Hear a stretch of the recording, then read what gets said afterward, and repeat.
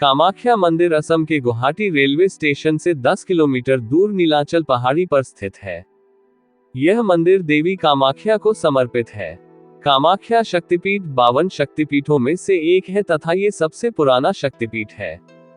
पौराणिक कथाओं के अनुसार जब देवी सती ने यज्ञ में अपने प्राणों की आहुति दे दी थी, तब भगवान शिव ने माता सती का जला हुआ शरीर लेकर पूरे संसार में भ्रमण किया, जिसके कारण उनका क्रोध बढ़ता ही जा रहा था।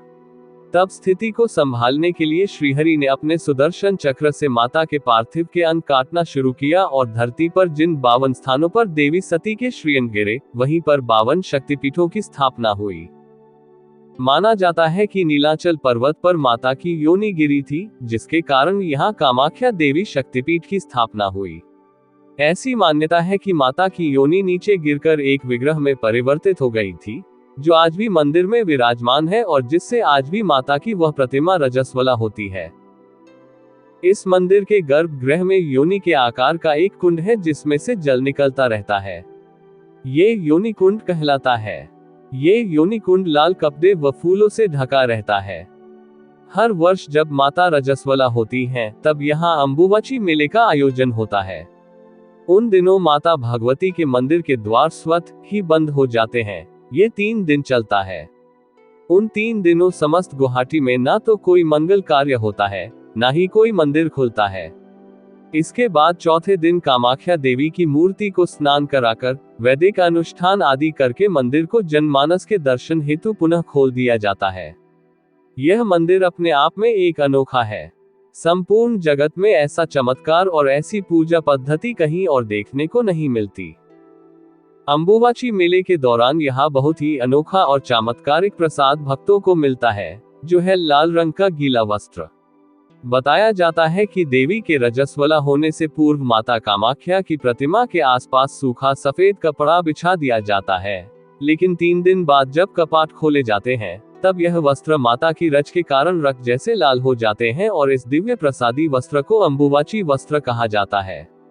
ऐसी मान्यता है कि इस वस्त्र को धारण करके शक्ति की उपासना करने से सिद्धि सुलभता से प्राप्त हो जाती है। हर वर्ष इस मेले के दौरान पास ही में बह रही ब्रह्मपुत्र नदी का जल भी लाल रंग का हो जाता है, जो कि कामाख्या देवी के रजस्वला को दर्शाता है। इन दिनों इस नदी में स्नान करना भी वर्जित माना जाता है। मां कामाख्या देवी की रोजाना पूजा के अलावा भी साल में कई बार कुछ विशेष पूजा का आयोजन होता है। इनमें पोहन बिया, दुर्गाड्यूल, वसंती पूजा, मदांड्यूल, अंबुबाकी और मनसा दुर्गा पूजा प्रमुख है। दुर्गा पूजा हर साल सितंबर-अक्टूबर के महीने में नवरात्रि के दौरान इस पूजा का आयोजन किया जाता है। अंबुबाची पूजा, ऐसी मान्यता है कि अंबुबाची पर्व के दौरान मां कामाख्या रजस्वला होती है, इसलिए 3 दिन के लिए मंदिर बंद कर दिया जाता है। चौथे दिन जब मंदिर खुलता है तो इस दिन विशेष पूजा अर्चना की जाती है। पोहन बिया, पूसा मास के दौरान भगवान कंसशिवरा और कामेश्वरी की बीच प्रतीकात्मक शादी के रूप में ये पूजा की जाती है। दुर्गाड्यूल पूजा, फाल्गुन के महीने में ये पूजा कामाख्या में की जाती है।